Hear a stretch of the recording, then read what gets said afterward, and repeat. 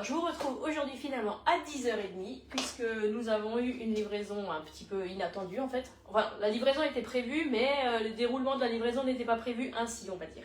On devait se faire livrer la piscine et au final, en fait, on habite dans une impasse, donc la rue, elle est petite, le camion ne rentre pas. Enfin, c'était une vraie galère. Donc, du coup, on se retrouve à 10h30. Je m'excuse de mon retard. Et du coup, je vais vous présenter la recette qu'on va faire aujourd'hui. Et là, en fait, je viens juste de sortir mes pains de mie que j'ai commencé, enfin que j'ai fait ce matin, du coup, dans le Sea Cake Eau. Donc, je viens juste de les sortir du four. Donc, je vais vous montrer le résultat. Hop là, sans me brûler. Donc là, j'avais déposé la toile de cuisson par-dessus et encore une plaque alu perforée pour faire du poids. Et que justement, mes pains de mie restent bien plats comme un pain de mie classique. Hein. Donc là, je vais vous les montrer. Je ne vais pas les démouler maintenant, hein, puisque c'est encore brûlant, ça vient à peine de sortir. Mais regardez-moi ces beaux petits pains de mie. Alors qu'ils sont vraiment... alors, je vais vous montrer quand même un qui se démoule tout seul. Hein. Alors, ils sont brûlants. Je vais le remettre dedans. Mais vous voyez la simplicité de faire des pains de mie finalement vous-même et sans conservateur, sans ajout de matière qu'on ne connaît absolument pas. Et finalement, en 5 minutes, la pâte elle était faite. Ensuite, il fallait la laisser pousser. Ensuite, je les ai dispatchés dans les 6 empreintes. J'ai laissé pousser nouveau à peu près une demi-heure. Et après, je les ai mis en cuisson. Et puis voilà. Et du coup, là, c'est vrai que les pains de mie, si je ne vais pas tous les conserver de suite, en fait, je vais directement les mettre au congélateur une fois qu'ils seront refroidis. Comme ça, ils vont garder vraiment tout leur moelleux. Hein. Hop, on met ça de côté. Et on va commencer la recette de notre farandole. Bonjour tout le monde, bonjour Émilie, bonjour Emma. N'hésitez pas à partager le live comme toujours, c'est vraiment très gentil. Il y en a de plus en plus qui partagent les lives et vraiment ça m'aide énormément à avoir de la visibilité, d'avoir des nouvelles personnes qui viennent sur le live. Et pour celles qui ne me connaissent pas, donc en fait je suis conseillère chez Guy Demarle depuis à peu près 2 ans, enfin pas encore 2 ans mais bientôt. Et je recrute également dans mon équipe puisque j'ai déjà une équipe de 22 personnes.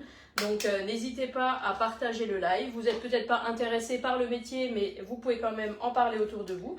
Peut-être que ça servira à d'autres personnes. Et voilà. Donc là aujourd'hui, on va faire la recette des farandoles de cake salé. Donc ça, c'est une recette qui est vraiment juste parfaite pour les apéros. Hein. Enfin, alors, ok, il manque le soleil. En tout cas, chez nous en Alsace, il n'y a toujours pas de soleil. Il était là mardi et il est reparti. Mais ça n'empêche pas de faire des apéros malgré qu'il n'y ait pas de soleil. On ne va pas se laisser abattre quand même pour ça. Hein. Donc là, dans mon cul de poule, j'avais déjà mis l'huile d'olive, du lait. Et là, je vais incorporer les œufs dedans.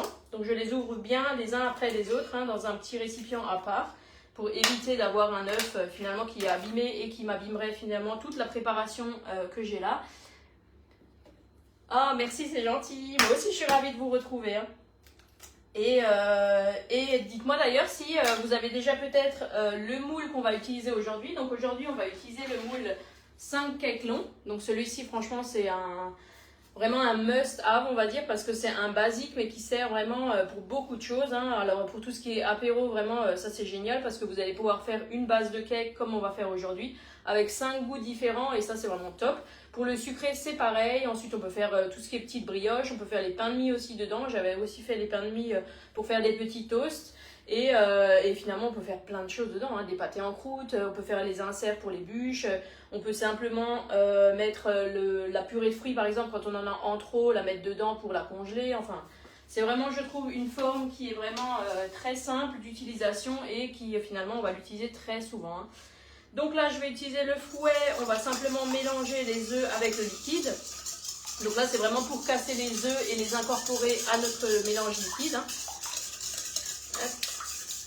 Et finalement, là, je vais faire avec un petit peu les restes du frigo. Hein, parce que vraiment, c'est une recette qui ne nécessite pas beaucoup d'ingrédients. Si vous faites 5 cakes différents, en fait, vous pouvez vraiment faire avec les restes du frigo que vous avez. Hein. Vous avez un petit reste de jambon, hop, vous le mettez dedans, des petites olives. Vous faites vraiment en fonction de vos goûts et de vos envies. Hein. Donc ça, c'est vraiment génial. J'ai oublié un œuf. Tout va bien. Tant que je me rends compte, c'est l'essentiel. Voilà. Donc là, il fallait juste simplement que les œufs soient un petit peu cassés. Ensuite, on va rajouter, donc là, il y a la farine, de la levure chimique. J'ai déjà rajouté un petit peu de sel et du poivre. Après, vous pouvez vraiment mettre des épices que vous aimez. Hein. Vous pouvez soit faire par exemple les 5 cakes pareil, hein, au même goût, ou alors vraiment faire cette base-là et après mettre en fonction de vos envies hein, du moment. Dites-moi si c'est une recette que vous avez peut-être déjà fait, parce que c'est vrai que c'est un grand classique, on va dire, avec cette empreinte-là. Hein. Et finalement, c'est des choses qui servent. Moi, pour les goûter, par exemple, quand j'en fais, en fait, je fais souvent 2 ou 3 goûts différents. Mais après, en fait, vu qu'on ne les mange pas forcément tout de suite, je les mets ensuite au congélateur et ça me permet de les ressortir, en fait, au moment où on en a besoin. Bonjour Anita, coucou Annick. Eh ben alors Annick, tu étais où lundi soir? On t'attendait. Enfin, moi, je t'attendais. Voilà. Donc là, on a déjà notre préparation qui est quasiment terminée. On va simplement rajouter un petit peu de gruyère râpée. Donc ça, si vous n'aimez pas forcément le gruyère, vous n'êtes pas obligé de le mettre dans la préparation en entier. Mais ça apporte quand même pas mal de moelleux à vos cakes. Hein. Voilà. Hop. De toute façon, je vous mettrai les quantités exactes quand je publierai la recette. Hein, donc ne vous inquiétez pas. On va enlever notre fouet. Voilà, et on va finir de mélanger avec la spatule qui est quand même beaucoup plus facile à nettoyer, à mélanger. Hein. Parce que sinon le gruyère va rester dans votre fouet et après c'est un peu embêtant, hein, ça forme un petit peu une boule. Voilà. Donc vous voyez, c'est quelque chose finalement de très très rapide à faire hein, parce que vous n'avez vraiment pas besoin de vous y connaître en pâtisserie, en cuisine. Hein. C'est quelque chose de très très simple à réaliser et qui finalement va plaire à tout le monde. Hop, voilà. Donc ensuite, on prend notre moule. Donc avant d'utiliser votre moule, toujours bien le rincer à l'eau claire en fait pour enlever les petites poussières que vous pouvez avoir hein, puisque le silicone est une matière qui est quand même assez statique.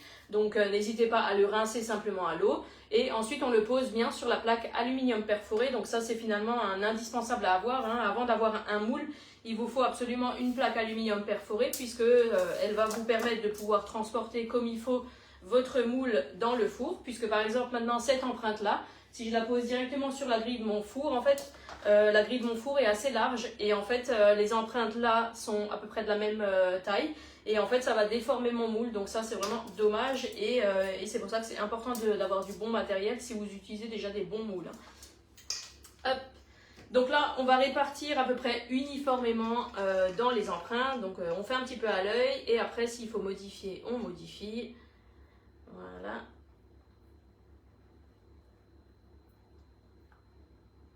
Vous n'êtes pas très bavard dans les commentaires. Hein. N'hésitez pas à parler. Hein.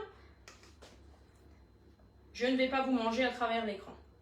D'ailleurs, ce n'est pas encore l'heure de manger. Hop. Dites-moi d'ailleurs si chez vous, peut-être vous avez du beau temps. Parce que clairement, le printemps, on ne sait pas où il est. J'ai bien l'impression que c'est un petit peu une généralité en France. Hein, mais commence à en avoir assez de cette grisaille, de ces manches longues qu'on n'arrive pas à enlever.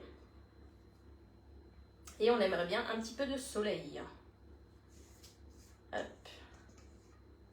Voilà. Donc là, j'ai réparti ma préparation. Je vais mettre ça de côté. Et donc là, je vais simplement garnir de ce que j'ai envie, de ce que j'aime, de ce que j'ai dans le frigo. Vraiment, c'est en fonction de ce que vous aimez. En livraison au sport. Ah, d'accord. Allez, hop là. On va continuer. Donc là, j'ai déjà préparé finalement dans les petits bols. Hein, mais vraiment, si je ne l'avais pas fait en live, j'aurais pris directement dans mon frigo et je l'aurais mis dedans. Hein. Vous embêtez pas à faire plein de vaisselle, ça sert à rien. Hein. Je souhaiterais bien commander le moule Charlotte. Est-ce que vous faites une commande regroupée? Alors oui, je fais une commande ce week-end là. J'ai un atelier ce soir, donc je vais valider les commandes demain matin. Donc si jamais, écrivez-moi en message privé, comme ça je me le noterai et puis je vous ferai un bon de commande. Hein. Hop. Ça. Donc là, on va faire à 5 goûts différents. Si vous voulez faire 5 fois les mêmes, vous pouvez très bien le faire. Ça, c'est absolument pas un problème. Dans le premier, je vais mettre de la moutarde à l'ancienne. Donc là, il m'en reste juste un petit peu, mais ça devrait suffire. Hein. Hop. Voilà. Je mets ma moutarde. Ensuite, je vais rajouter des petits knacks. Donc ça, c'est toujours des choses qui plaisent. Hein. Les enfants, ils adorent ça. Donc, même si vous voulez faire ça, par exemple, en accompagnement ou alors lors d'un barbecue et tout, hein, c'est vraiment quelque chose de pratique. J'ai coupé trop grand. Hop. Voilà. C'est le chien qui sera content avec le petit reste de saucisse. Hop. Donc ça c'était le premier. Donc là j'ai fait moutarde à l'ancienne et knack. Ensuite le deuxième je vais faire saumon fumé et tartare. Donc là j'avais prévu un petit peu de tartare déjà que j'avais fait. Donc c'est celui que j'avais fait dans la Borealia. Que je vais d'ailleurs emmener ce soir en atelier. Hop. Et finalement vous voyez il ne vous faut vraiment pas des grosses quantités puisque c'est déjà des petites empreintes on va dire.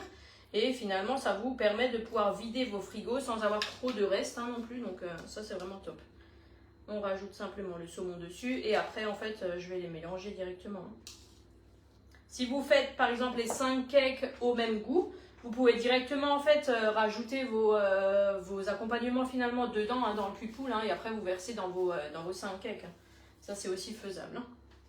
Donc là, je prends juste la petite cuillère, en fait, et j'enfonce un petit peu la préparation pour pouvoir bien la mélanger. Et c'est aussi bien comme moule puisque en fait si vous avez par exemple des allergies alimentaires ou autres, vous pouvez quand même finalement pouvoir faire en fonction de vos goûts et de vos envies justement. Ensuite le troisième je vais le faire avec du jambon râpé et des olives vertes. Voilà. Et finalement, ça vous vide votre frigo aussi. Donc ça, c'est vraiment pas de gâchis, pas de reste. Et comme ça, finalement, tout le monde est content aussi lors de l'apéro. Voilà. Là, par exemple, sur le mois de juin, j'ai la communion de ma fille, du coup. Et c'est vrai que je vais préparer à l'avance tout ce qui est apéro et dessert. Et ça va me permettre de pouvoir les congeler facilement. Parce que c'est vraiment quelque chose qui se congèle très bien. Et en plus de ça, en fait, ça met pas beaucoup de temps à être décongelé non plus. Donc ça, c'est aussi top. Voilà. Hop là, le troisième, il est fait. Ensuite, le quatrième, je vais prendre, j'avais encore des tomates séchées dans le frigo et des petites billes de mozzarella. Donc je vais rajouter ça encore. Ok, super, je vous redis. Et vous pensez qu'on pourra encore le recevoir avant la fête des mères? Alors, ça risque d'être limite à mon avis.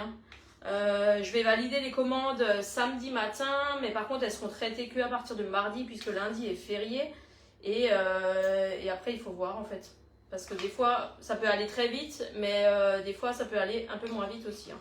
Tout dépend en fait des ateliers qu'on aura le week-end. S'il y a beaucoup de commandes en même temps en fait forcément ils vont mettre plus de temps à les traiter. Mais on va faire notre maximum pour pouvoir l'avoir avant. Voilà, donc là, tomate mozzarella. Et dans celui-ci, en fait, je vais faire un petit peu version à l'italienne. Donc, je vais rajouter en fait un petit peu d'épices pizza et pasta. Donc, celles-ci, elles sont vraiment excellentes. Par contre, faites attention parce qu'il y a du piment dedans. Et ça serait quand même bien dommage que vous ne puissiez pas le manger parce qu'il y a trop de piment dedans. Donc, on y va avec modération. Après, si vous aimez pimenter, allez-y comme vous voulez. Mais moi, je sais que je fais attention à ça. Hop. On a tendance à se faire avoir un petit peu des fois comme ça. Quand on le sent, on n'a pas trop l'impression. Et finalement, quand on goûte, on se dit « Ah oui, en fait, c'est quand même assez pimenté. » Voilà. Hop. Donc ça, c'était pour le quatrième. Et le dernier, je vais le faire simplement avec du pesto et des pignons de pain. Donc là, le pesto, c'est quelque chose que vous pouvez soit faire vous-même, qui est très rapide à faire. Soit, là, comme moi, j'avais un pot encore déjà entamé. Donc du coup... Je vais prendre directement celui-là. Je vais mettre quelques cuillères à café dedans. Et ça va apporter beaucoup de goût. Alors forcément, si vous le faites vous-même, il sera meilleur. Puisqu'en fait, souvent, il a plus de goût. Mais là, maintenant, celui-ci, il ira très bien. Hop. Et là, je vais rajouter les pignons de pain. Donc ceux-là, je les mets toujours sous B-Save. Bonjour Patricia. Parce que en fait les pignons de pain c'est déjà quelque chose qui est quand même assez cher à l'achat et que c'est vrai que si on laisse le paquet ouvert ou alors qu'il n'est pas hermétiquement fermé, le problème c'est que ça peut très vite attirer les mites et ce genre de petites bêtes. Donc c'est quand même dommage. Donc là en fait j'utilise toujours en général les petits pots B-Save et ça me permet aussi de les conserver puisque le B-Save conserve aussi bien finalement vos fruits, vos légumes, vos préparations, accélère vos marinades, etc. Et aide aussi à la conservation de tous vos produits secs. Hop, voilà, donc là, j'en mets une petite poignée.